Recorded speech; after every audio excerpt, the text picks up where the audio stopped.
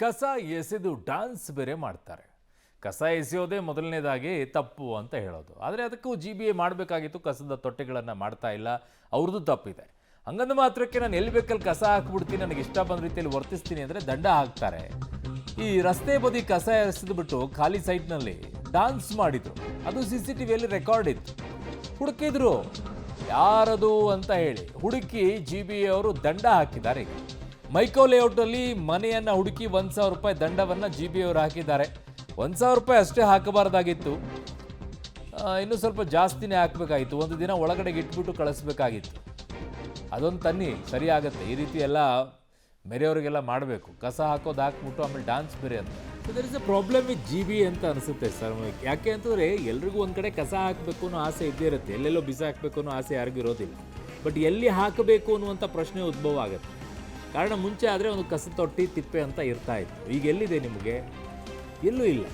ಬೆಳಗ್ಗೆ ಗಾಡಿ ಬರುತ್ತೆ ಅಂತಾರೆ, ಬೆಳಗ್ಗೆ ಶಿಫ್ಟಲ್ಲಿರೋರು ಎಲ್ಲ ಹಾಕ್ತಾರೆ ಕಸ? ಒಂದು ವಾರ ಒಂದು ಮಾರ್ನಿಂಗ್ ಶಿಫ್ಟಲ್ಲಿ ಇದ್ಬಿಟ್ರೆ ಬೆಂಗಳೂರಿನಲ್ಲಿ ಒಂದು ಕಸ ಹಾಕೋಕ್ಕೆಲ್ಲ ಆಗುತ್ತೆ? ಒಂದು ವಾರ ಮನೇಲಿ ಇಟ್ಕೊಳ್ಳೋಕ್ಕಾಗುತ್ತೆ ಕಸನ? ಸೊ ಅದಕ್ಕೆ ಒಂದು ಡಸ್ಟ್ಬಿನನ್ನು ಮಾಡಿ.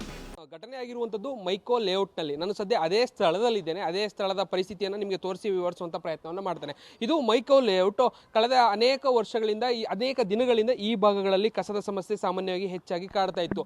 ರಸ್ತೆ ಅಕ್ಕಪಕ್ಕಗಳಲ್ಲಿ, ಜೊತೆಗೆ ಎಲ್ಲಿ ಖಾಲಿ ಜಾಗಗಳು ಸಿಗುತ್ತೋ, ಯಾವುದಾದ್ರೂ ಸರ್ಕಾರಿ ಕಟ್ಟಡಗಳು, ಬಿಲ್ಡಿಂಗ್ ಅಕ್ಕಪಕ್ಕ ಎಲ್ಲಿ ಖಾಲಿ ಜಾಗಗಳಿರುತ್ತೋ ಅಲ್ಲಿಗೆ ಬಂದು ಕಸಗಳನ್ನು ಬಿಸಾಡಿ ಹೋಗುವಂಥದ್ದು ಸಾಮಾನ್ಯವಾಗಿ ಈ ಭಾಗದಲ್ಲಿ ಆಗ್ತಾ ಇತ್ತು. ಇದರಿಂದ ನೆರೆಹೊರೆಯ ನಿವಾಸಿಗಳೇನಿದ್ರು ಇವರೆಲ್ಲರಿಗೂ ಕೂಡ ಸಾಕಷ್ಟು ಸಮಸ್ಯೆಗಳಾಗಿತ್ತು. ಅದೆಷ್ಟೋ ಬಾರಿ ಇದಕ್ಕೆ ಸಂಬಂಧಪಟ್ಟಂತೆ ದೂರುಗಳನ್ನು ನೀಡಿದ್ರೂ ಕೂಡ ಯಾವುದೇ ರೀತಿಯಾದಂಥ ಕ್ರಮಗಳು GBA ಇಂದಲೂ ಕೂಡ ಆಗಿರಲಿಲ್ಲ. ಹಿಂದೆ BBMP ಇತ್ತು, ಅವಾಗಲೂ ಕೂಡ ಆಗಿರಲಿಲ್ಲ. ಬಟ್ ಆದರೆ ಈ ಬಾರಿ ಏನು ಮಾಡಿದ್ರು, ಇಲ್ಲಿನ ಸ್ಥಳೀಯರೇ ಇದಕ್ಕೆ ಸಂಬಂಧಪಟ್ಟಂತೆ ಏನಾದರೂ ಒಂದು ಮಾಡಬೇಕು ಅನ್ನುವಂಥ ಕಾರಣಕ್ಕಾಗಿ CC ಕ್ಯಾಮ್ರಾಗಳನ್ನು ಅಳವಡಿಕೆಯನ್ನು ಮಾಡಿ ಅಲ್ಲಿ ಯಾರು ಕಸಗಳನ್ನು ಹಾಕ್ತಾರೆ ಆ ಫುಟೇಜ್ಗಳನ್ನು ಮನೆ ಓನರ್ಗಳೇನಿರ್ತಾರೆ ಅವರೇ GBAಗೆ ನೇರವಾಗಿ ಕೊಡುವಂಥ ಕೆಲಸವನ್ನು ಮಾಡೋದಕ್ಕೆ ಮುಂದಾದರು.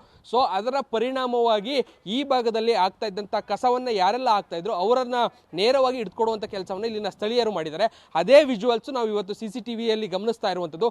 ನೇರವಾಗಿ ಇಲ್ಲಿ ಗಮನಿಸ್ಬೋದು, ಈ ದಿಕ್ಕಿನಿಂದ ಬರ್ತಾರೆ, ಬಂದು ಇಲ್ಲಿ ಕಸವನ್ನು ಬಿಸಾಕ್ತಾರೆ. ಕ್ಯಾಮ್ರಾ ಇರೋದನ್ನ ನೋಡಿ ಕ್ಯಾಮ್ರಾ ಮುಂದೆ ಅದ್ಯಾವುದೋ ಒಂದು ಏನೋ ಸೆಲೆಬ್ರೇಷನ್ಗೆ ಇರುವಂಥ ಕ್ಯಾಮ್ರಾ ಅನ್ನುವಂಥ ರೀತಿಯಲ್ಲಿ ಅದರ ಮುಂದೆ ನಿಂತು ಡ್ಯಾನ್ಸನ್ನು ಮಾಡ್ತಾರೆ. ಅಂದರೆ ತಪ್ಪು ಮಾಡ್ತಾ ಇದ್ದೀವಿ ಅಂತ ಗೊತ್ತಿದ್ರೂ ಕೂಡ, ಆ ತಪ್ಪಿನ ಅರಿವು ಇದ್ರೂ ಕೂಡ ಅದನ್ನು ಸೆಲೆಬ್ರೇಷನ್ ಮಾಡೋದ್ರ ಮುಖಾಂತರವಾಗಿ ಅದನ್ನು ನಿರ್ಲಕ್ಷ್ಯ ಮಾಡುವಂಥದ್ದು ಅಥವಾ ಇದರಿಂದ ಏನಾಗುತ್ತೆ ಅನ್ನುವಂಥ ನಿಟ್ಟಿನಲ್ಲಿ ಆ ರೀತಿಯಾಗಿ ನಡವಳಿಕೆಯನ್ನು ತೋರಿಸುವಂಥ ಕೆಲಸವನ್ನು ಮಾಡುವಂಥದ್ದನ್ನು ನಾವು ಅದರಲ್ಲಿ ಗಮನಿಸ್ತೀವಿ. ಸೊ ಅದರ ಬೆನ್ನಲ್ಲೇ ಅದರ ವಿಡಿಯೋ ಕ್ಲಿಪ್ಪನ್ನು ತೆಗೆದುಕೊಂಡು ಆ ಮನೆಯವರು ಏನಿರ್ತಾರೆ ಅವರು ನೇರವಾಗಿ GBA ಗಮನಕ್ಕೆ ತರುವಂಥ ಕೆಲಸವನ್ನು ಮಾಡ್ತಾರೆ. ವಿಜುವಲ್ಸನ್ನು ಗಮನಿಸಿದಂಥ GBA ಅಧಿಕಾರಿಗಳು ನೇರವಾಗಿ ಬರ್ತಾರೆ, ಅವರ ಮನೆ ಎಲ್ಲಿದೆ ಅನ್ನುವಂಥದ್ದನ್ನು ಪತ್ತೆ ಹಚ್ಚಿ ನೇರವಾಗಿ ಅವರಿಗೆ ದಂಡವನ್ನು ಹಾಕಿ 1,000 ದಂಡವನ್ನು ಹಾಕಿ ಎಚ್ಚರಿಕೆ ಕೊಡುವಂಥ ಕೆಲಸವನ್ನು ಕೂಡ ಮಾಡಿದರೆ, ಮುಂದೆ ಮತ್ತೆ ಇದೇ ರೀತಿ ಏನಾದರೂ ನಿಮ್ಮ ತಪ್ಪನ್ನು ಮಾಡಿದ್ರೆ ನಿಮ್ಮ ವಿರುದ್ಧ ಕ್ರಮಗಳನ್ನು ಕೂಡ ಕೈಗೊಳ್ತೇವೆ ಅನ್ನುವಂಥ ಎಚ್ಚರಿಕೆಯನ್ನು ನೀಡಿದ್ದಾರೆ ಅಂತ ಹೇಳಲಾಗ್ತಾ ಇದೆ. ಜೊತೆಗೆ ಈ ಭಾಗದಲ್ಲೂ ಕೂಡ ಅನೇಕರಿಗೆ ಇದರ ಬಗ್ಗೆ ಒಂದಷ್ಟು ಸೂಚನೆಗಳನ್ನ ಕೊಡಲಾಗಿದೆ. ಯಾರೂ ಕೂಡ ಈ ರೀತಿಯಾದಂಥ ಕಸಗಳನ್ನು ಹಾಕಬಾರ್ದು ಅನ್ನುವಂಥ ಎಚ್ಚರಿಕೆಯನ್ನು ಕೂಡ ಸದ್ಯ GBA ಅಧಿಕಾರಿಗಳು ನೀಡಿದ್ದಾರೆ. ನಾವು ಬೇಕಂದು ನಾವು ಹೇಳಿ ಭಾಳ ಇದು ಮಾಡಿದ್ವಿ. ನಮ್ಮ ದುಡ್ಡಲ್ಲಿ ಟ್ಯಾಕ್ಟ್ರಿ ತಂದು 1,000-2,000 ಕೊಟ್ಟು ನಾವು ಎತ್ತಿಸ್ತಾ ಇದ್ವಿ. ಅವರು ಒನ್ ಟೈಮ್ ಎತ್ತಾರೆ, ಅವ್ರದ್ದೇನಿಲ್ಲ, ನಾವು ಹೇಳಿ ಮಾಡಿದ್ದೀವಿ. ಆಮೇಲೆ ಕ್ಯಾಮ್ರಾ ಹಾಕಿ ಇಲ್ಲಿ ಎಲ್ಲ ಸಪೋರ್ಟ್ ತಗೊಂಡು ಎಲ್ಲರೂ ಇದ್ದಾರೆ. ನಾವು ನಮ್ಮ ಮನೇಲಿ ನಮ್ಮ ಇದರಲ್ಲಿ ಕ್ಯಾಮ್ರಾ ಹಾಕ್ಕೊಂಡು ಆ ಕಸ ಹಾಕಿದವನಿಗೆ ಪೂರಾ ಹಿಡಿದು GBAದವರಿಗೆ ಕಮಿಷನರ್ವರಿಗೆ ಕಳಿಸಿದ್ದೀವಿ ಇದನ್ನೇನು ಮಾಡೋದು ಅಂತ. ಆಮೇಲೆ ಬಂದರು, ಮಾರ್ಷಲ್ಲಿಗೆ ಹೇಳಿ ಅವ್ರನ್ನ ಕರೆಸಿ ರಾತ್ರಿ 1:30, 2, 3 ಗಂಟೆಗೆಲ್ಲ ಕಾದು ನಾವು ಅವ್ರನ್ನ ಹಿಡ್ಕೊಂಡೋಗಿ ಅವ್ರ ಮನೆ ನೋಡಿಕೊಂಡು ಅವರಿಗೆ ಫೈನ್ ಹಾಕೋಕ್ಕೆ ಶುರು ಮಾಡಿದ್ರು. ಅದು ಸುಮಾರು ಕಲೆಕ್ಷನ್ ಆಗಿದೆ. ಆಮೇಲೆ ನಿಮ್ಮ ಅಪ್ಪಂದ ರೋಡು ನಾವು ಹಾಕ್ರೇನು, ನಮ್ಮ ಮನೆ ನೋಡಿ ಅಲ್ಲಿರೋದು. ಹೌದೌದು, ಇಲ್ಲಿ ಹಾಕೋರು ಹಂಗೆ ಜೋರು ಮಾಡೋದು.